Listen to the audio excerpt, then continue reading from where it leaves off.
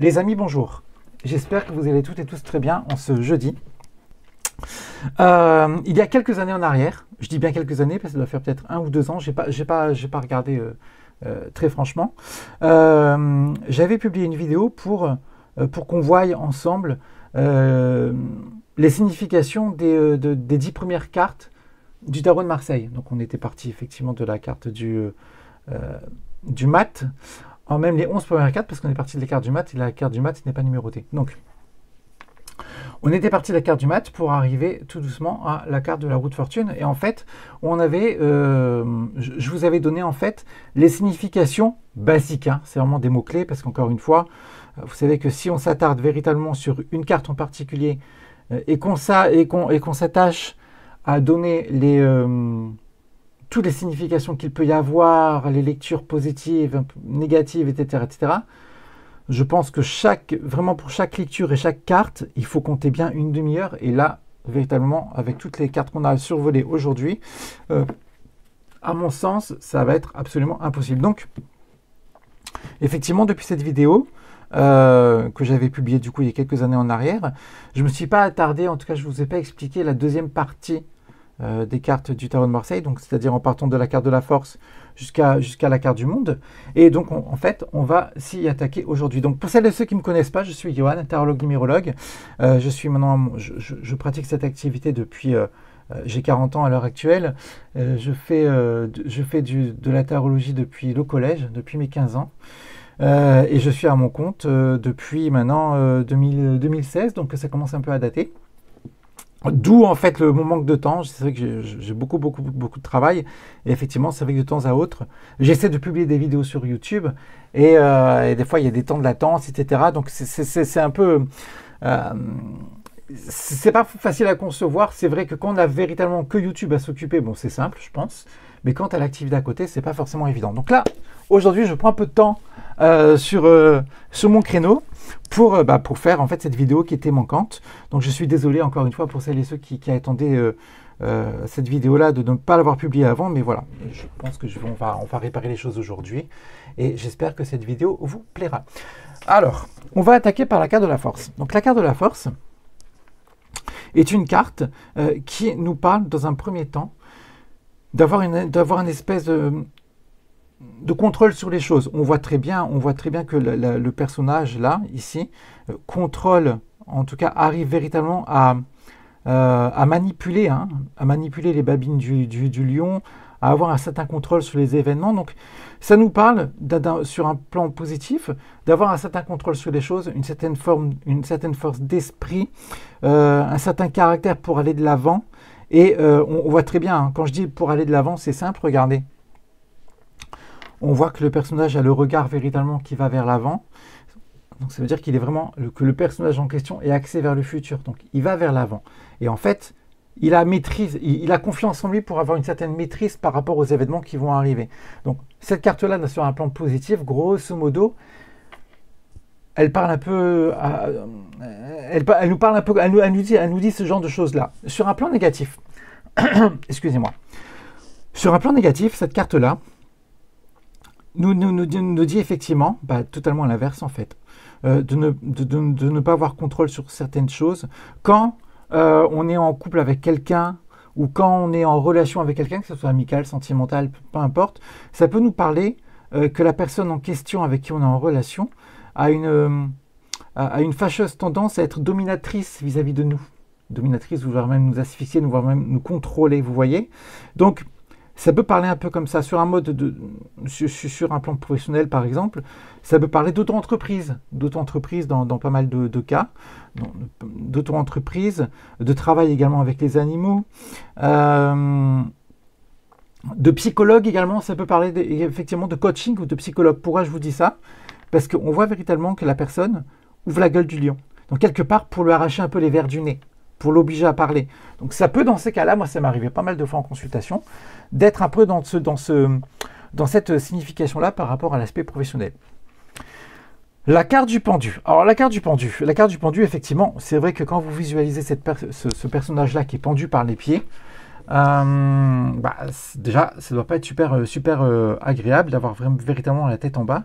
Donc ça nous parle sur un plan purement basique, de voir les choses sous un autre angle. Effectivement, je vous invite demain à vous pendre par les pieds et vous allez voir que si vous voyez le monde à l'envers, bah, vous verrez les choses sur un autre angle. Donc effectivement, déjà, ça nous pose le fait de voir les choses sous un angle différent. Cette carte-là peut parler également de gens un peu en dépression, un peu en déprime, qui n'ont pas forcément envie de faire grand-chose, vous savez, ou un peu qui passent par une phase d'adolescence un peu compliquée, qui sont derrière leur PC, qui jouent. Ça peut nous parler par extension de gens qui sont un peu au chômage, hein. De toute façon, ça c'est clair. Cette carte-là qui nous parle d'être totalement immobile, hein, quelque part, c'est un peu ça. Ça peut nous parler effectivement d'être au chômage, mais pas que. Et ça peut nous parler effectivement de vouloir se poser. De vouloir se poser pour justement voir les choses sous un angle un peu différent, de réfléchir par rapport à soi. La carte de la canne sans nom. Alors, cette carte-là, effectivement, est vue sous un aspect assez négatif par beaucoup de tarologues. Effectivement, c'est vrai que quand vous voyez un peu ne serait-ce que la couleur de cette carte-là, ça n'invite pas forcément à la positivité. Mais, en tout cas, comme vous le savez très bien, il n'y a pas de cartes foncièrement positives ou foncièrement négatives dans le tarot de Marseille.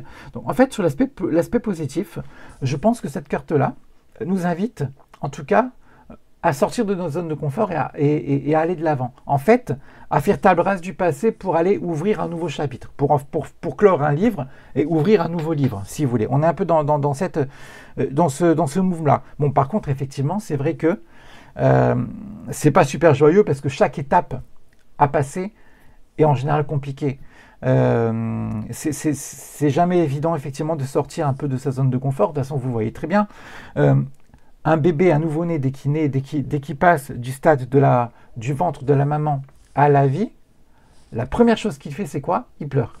Ça symbolise véritablement les passages de différents caps, différents stades, différents cycles. On peut appeler ça comme vous le souhaitez. Mais effectivement, ça nous parle, sur un point positif, de couper avec quelque chose pour beaucoup plus s'affirmer et retrouver parfois même son vrai chemin. Sur un plan négatif, effectivement, ça peut parler de rupture en relation sentimentale, amicale, même de rupture avec sa propre vie à nous. Encore une fois, je viens de le dire là. Couper totalement pour aller vers quelque chose de nouveau qui nous aspire beaucoup plus.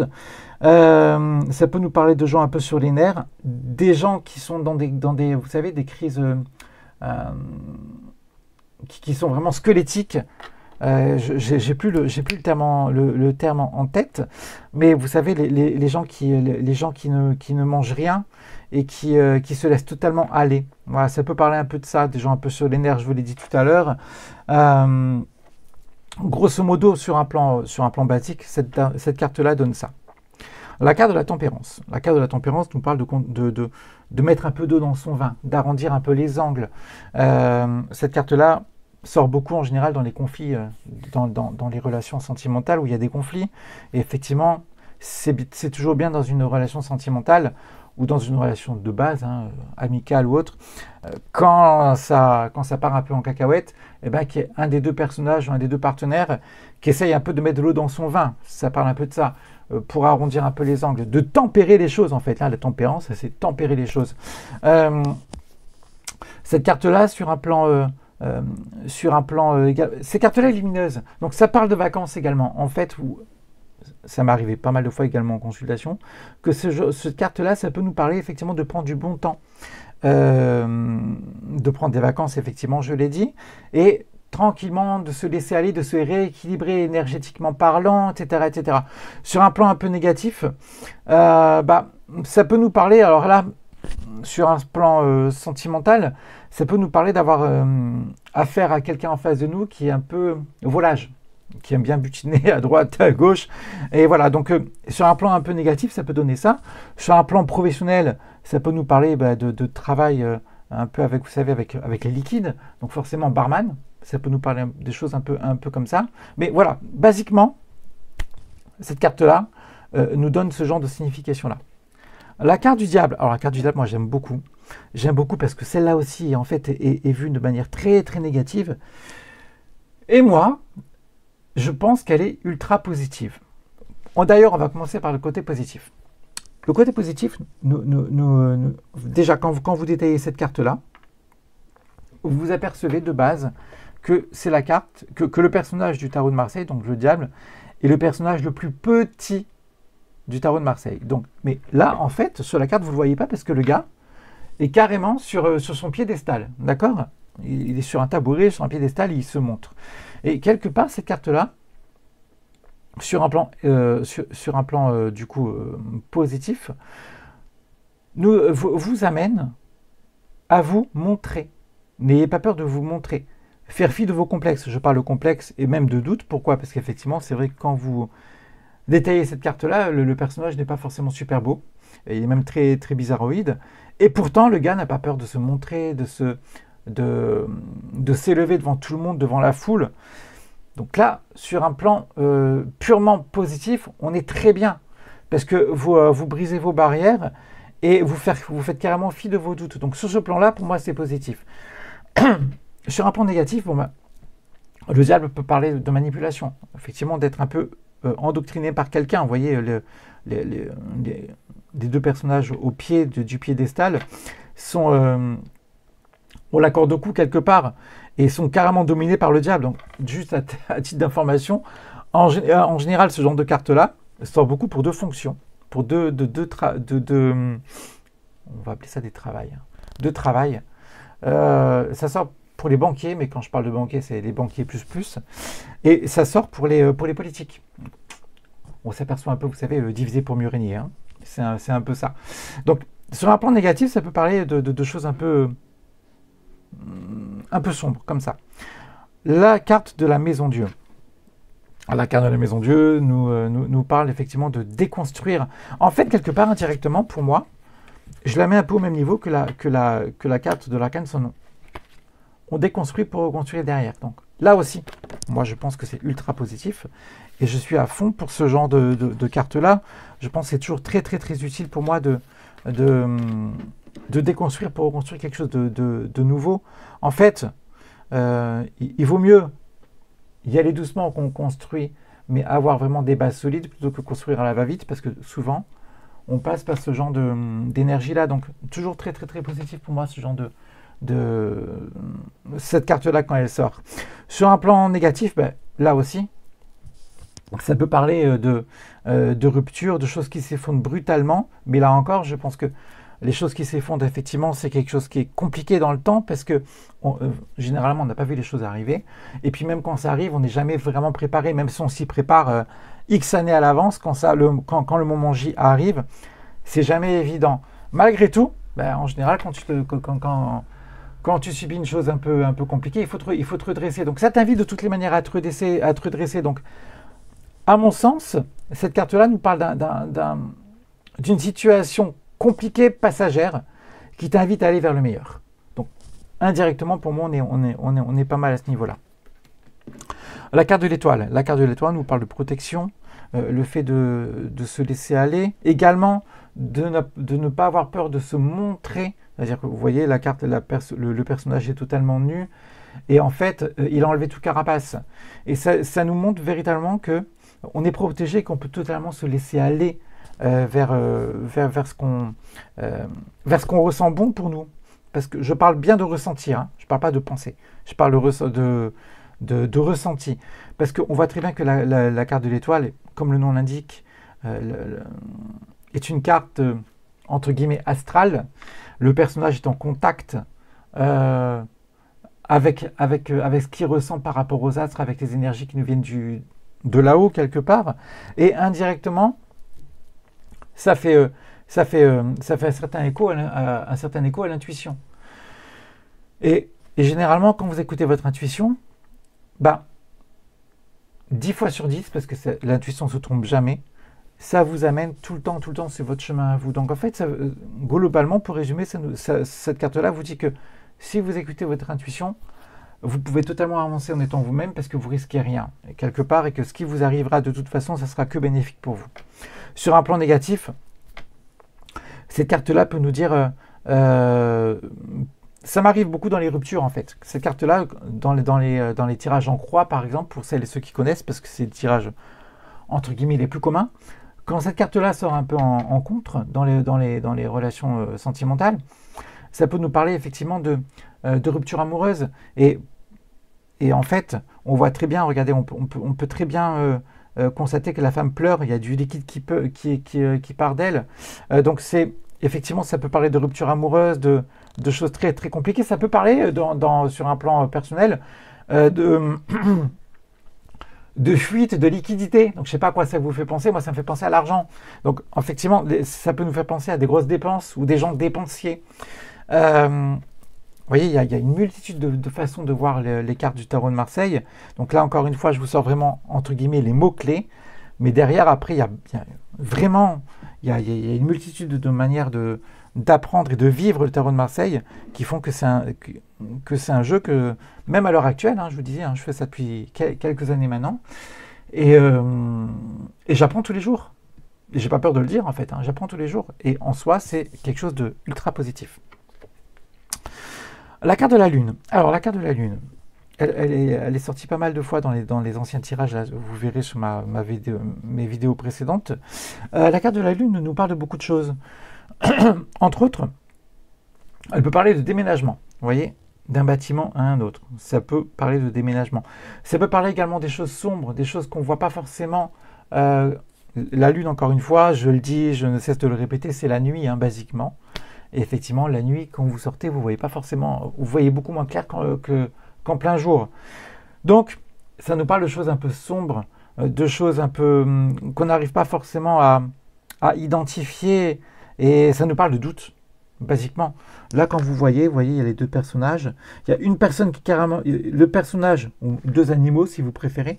Il y a le premier animal de gauche qui prend le dessus sur l'autre, et pour force, on voit que la queue est carrément relevée, et l'autre qui est totalement sur une pente descendante, qui est totalement dominé, et limite ce personnage, cet animal-là, a la queue entre les jambes. Ça nous prouve effectivement que il peut y avoir une ascendance de quelqu'un vis-à-vis d'une autre liée à d'une certaine liée à des certains non-dits, à des choses cachées, à des manipulations. En général, cette carte-là peut parler également de vices cachés. Sachez-le, quand vous faites un achat, que ce soit une voiture, un bien immobilier, etc., qu'il y a cette carte-là qui sort, surtout en contre, dans un tirage en croix par exemple, attention, il peut y avoir des vices cachés, et je vous le dis là pour le coup, ça marche 20 fois sur 10, donc c'est du sûr. Ça peut nous parler également d'une tierce personne qui se met un peu entre deux autres pour venir un peu contrarier la relation. Donc effectivement, cette carte-là n'est pas forcément super joyeuse sur un plan comme ça basique. Elle peut l'être si on parle de déménagement et autres, mais surtout elle vous invite à vous imposer vis-à-vis des doutes que vous avez pour comment dire, pour mettre un peu pour lever tous les doutes et pour arriver véritablement à faire que les choses deviennent claires autour de vous. La carte du soleil, j'adore. La carte du soleil, j'adore parce que déjà de base, j'adore le soleil. Non, mais vous parlez plus précisément. Cette carte-là, sur un plan positif, nous parle d'aboutissement, de couple, effectivement, de relations, d'amitié très profonde, de construction. Alors pourquoi je dis construction? Parce que regardez, on voit qu'il y a un mur là. Et ça peut parler effectivement de relations qui peuvent se construire. Ça peut parler effectivement de travailler avec les enfants, de se laisser totalement aller. Ça peut parler effectivement en termes de saisonnalité d'été. Sur un plan négatif, il n'y a pas forcément, pour le coup, là, sur cette carte-là, de points négatifs à proprement parler. Sinon, le fait d'être avec quelqu'un qui nous couvre trop. Quand je dis couvre trop, c'est que, regardez là encore les attitudes, on voit que la personne de droite vient accueillir la personne de gauche, de dire, par exemple, viens, je vais t'aider, etc., etc. Ça peut être, sur un plan négatif, entre guillemets, des personnes qui ont besoin d'accroître leur présence envers une autre personne, qui sont tout le temps là à vouloir aider. Alors, effectivement, c'est vrai que instinctivement parlant, c'est positif, c'est gentil, c'est vouloir aider les gens, c'est cool, mais ça peut être très, très étouffant. Donc, ça peut être vécu de cette de cette manière-là. La carte du jugement.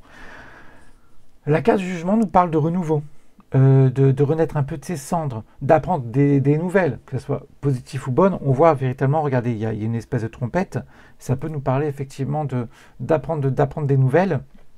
Après, tout dépend de la carte où elle est placée, si c'est des bonnes nouvelles ou des nouvelles un peu moins bonnes. Mais en tout cas, c'est des nouvelles qui peuvent apparaître dans le temps. Ça peut nous parler de naissance également, ces cartes-là. Une troisième personne qui vient dans le foyer. Ça peut nous parler de l'arrivée d'une troisième personne au sein du foyer. Ah, là aussi, attention, parce que positivement, c'est cool. Ça peut être une naissance ou autre. Négativement, ça peut être quelqu'un qui arrive dans le couple pour semer un peu la zizanie.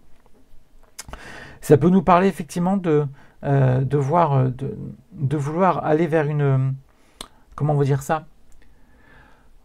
Vous savez, les gens qui travaillent 24/24, 7/7, qui sont vraiment crevés, ils veulent aller derrière, dans les vacances par exemple, se ressourcer et aller respirer. Et effectivement, c'est vrai que quand vous regardez cette carte-là, vous voyez rien à l'horizon, hormis des montagnes par exemple.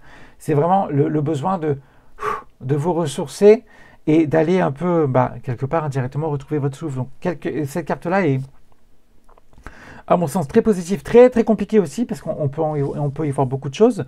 Ça peut nous parler de, si vraiment on veut s'attacher à la vie normale, ça peut nous parler de sorties entre potes, entre amis, etc., de soirées musicales. Encore une fois, on voit la trompette. Vous voyez, ça peut nous parler vraiment de choses très festives également.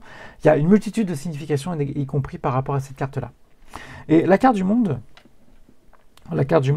est vue de manière très très positive par certains tarologues. Elle l'est. Pour moi, elle l'est parce que effectivement, c'est l'aboutissement de beaucoup de choses. On arrive à une réussite certaine. Par contre, ça peut nous parler de gens qui se sentent un peu au-delà de la mêlée, qui font un peu les beaux, qui font un peu les belles, comme on dit vulgairement parlant. C'est vrai, hein, quand on détaille cette carte-là, on peut véritablement voir des personnes assez superficielles qui n'ont pas peur de se placer au centre de tout le monde. Mais par contre, à contrario, ça peut nous parler des personnes isolées. Ça peut nous parler, souvent, dans bien des cas, on se fait une idée de personnes qui nous paraissent, nous, super beaux, physiquement parlant, moralement parlant, bien dans leur chair, bien dans leur corps, bien dans leur peau.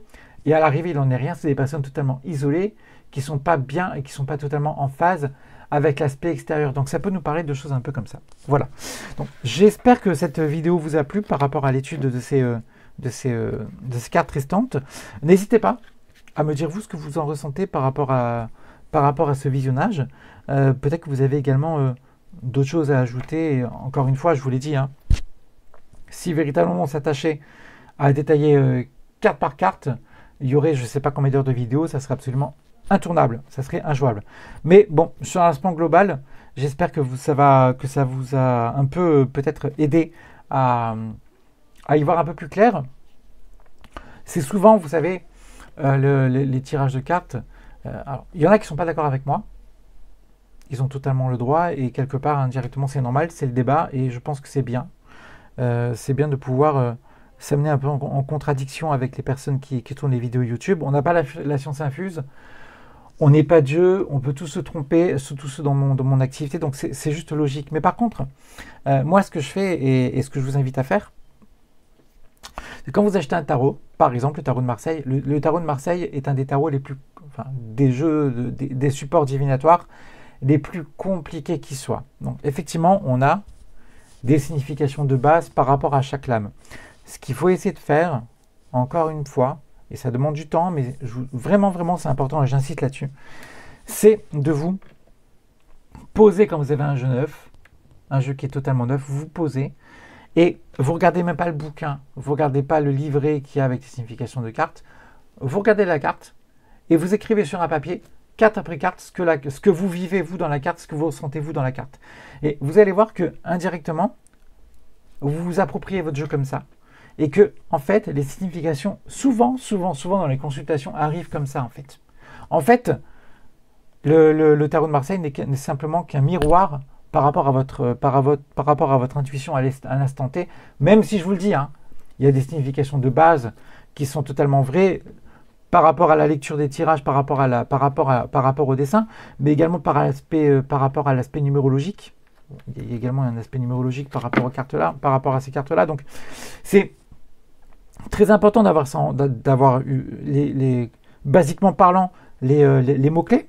Mais le plus important, c'est vraiment véritablement l'intuition qui vous arrive dès que vous regardez une carte. Et n'hésitez pas du coup à noter sur un papier ce que vous ressentez. Et vous allez voir que vous allez vraiment enrichir votre vocabulaire par rapport aux diverses consultations, puis même par rapport à vous-même, par rapport aux lectures de cartes. Et que ça va véritablement faire de votre tarot de Marseille votre meilleur ami quelque part. Voilà. Bon, j'espère que cette vidéo vous a plu. N'hésitez pas à liker cette vidéo, à activer la cloche pour avoir les notifications dès que je publie des vidéos, et surtout de mettre en commentaire ce que vous en pensez, si vous avez peut-être d'autres choses à rajouter, ou même des questions, et je me ferai un plaisir de vous répondre. À très vite les amis, bonne journée à vous.